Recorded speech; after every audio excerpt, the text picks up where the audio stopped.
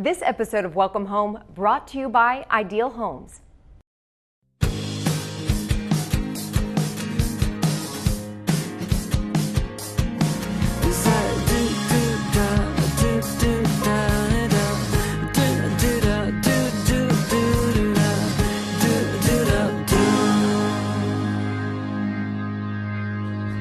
In this month's episode of Welcome Home, we're taking you through the process of buying a home. If you're a first-time home buyer, this will help answer many questions, like how to choose a realtor, what mortgage is right for you, what is included in a home inspection, and what types of insurance can you purchase. Your credit report is going to help you get a loan, and so you're going to want to make sure you know your credit report very well and to make sure that there's no errors on your credit report, and if they are, you want to get them fixed.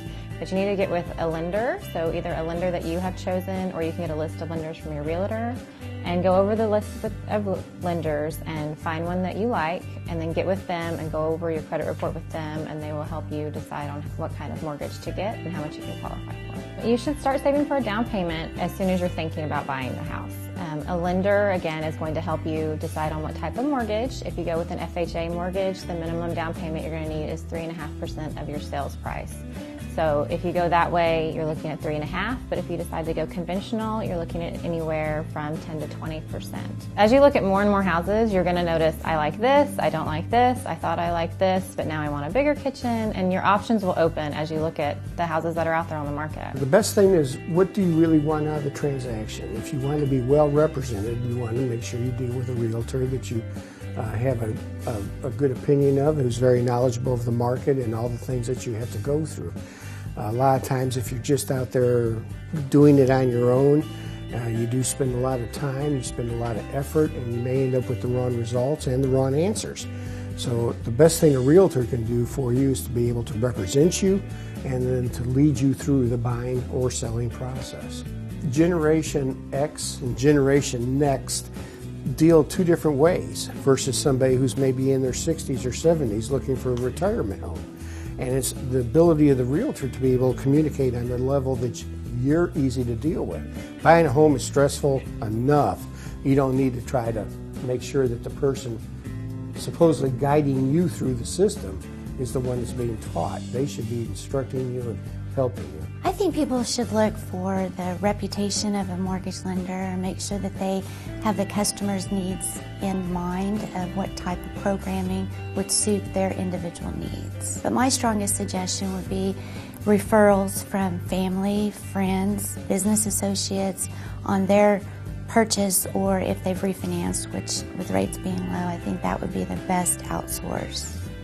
Definitely need to get pre-approved. It is very highly recommended that you do that, and it also assists, in my opinion, of helping getting a contract on a home because they know that they are dealing with a qualified borrower.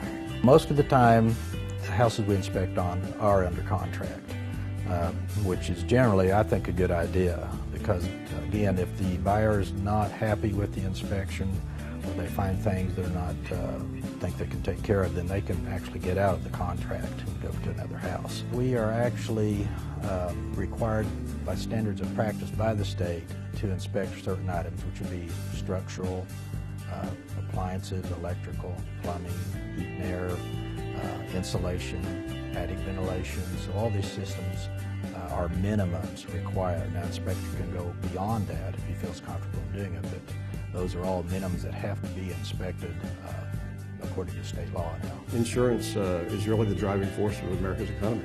Without insurance, homes don't get bought, homes don't get sold, cars don't get bought or sold. So without the mechanism, our economy comes to a standstill. To me, insurance is a wonderful value that people don't want to, they don't, the last thing people should be grateful they're not having to use their insurance. That means nothing bad happened to them. The risk is spread amount the people, so there's something that bad does happen to a few, then the pool shares and the loss and helps to restore them back to where they were before the claim. Really, there's a lot of pitfalls in a house that home buyers don't know about. There's shower pans that leak, there's $1,500. We find ducts disconnected in the attic. Find, again, electrical wire splices. Those are fire hazards. So there's numerous things that can be found in a home. The more construction goes on, the more apt you are to flood, because the water runs off of concrete much faster than it does and it soaks into the ground.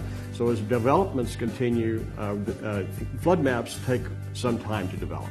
So a property that may not show up in the flood area because of large construction in the area may actually be susceptible to flooding when you think it's not. I think the main thing that you want to focus on is definitely, like, if you're a family, you want to focus on school districts. You want to focus on your commute to your work, like how long it's going to take you to get back and forth, and you want to stay in your budget. Not necessarily what you qualify for. You want to take your payment that you're going to be paying, and you want to make sure that you can really budget that, because you're going to have insurance and taxes on top of your mortgage payment. Resale value is something to be concerned with. Most first-time home buyers generally stay in the house for 3 to 4 years before they sell it and move up. But then again, your house is something that you are going to want to live in. So make sure you love the house and then worry about the resale value, because the market may change within the next 3 or 4 years. If you're concerned, be sure to ask any questions. We are here to assist you with the biggest purchase of your life. And it is a little overwhelming with the documentation and the pay stubs and tax returns. But if you don't understand, just be sure to ask. Now remember, you can still take advantage of the tax credit, which is worth as much as $8,000. First-time homebuyers may be eligible for a tax credit of 10% of the purchase price up to a maximum of $8,000. Repeat buyers may also be eligible for a tax credit of 10% of the purchase price up to a maximum of $6,500. Eligible home buyers who are single can only have incomes up to $125,000. For married couples, the income limit is $225,000. The home must be purchased after November 6, 2009 and before May 1, 2010. All homes with a purchase of $8,000 or less qualify. Thanks so much for joining us. Welcome Home will be back with more great info and tips on house hunting and improving your home.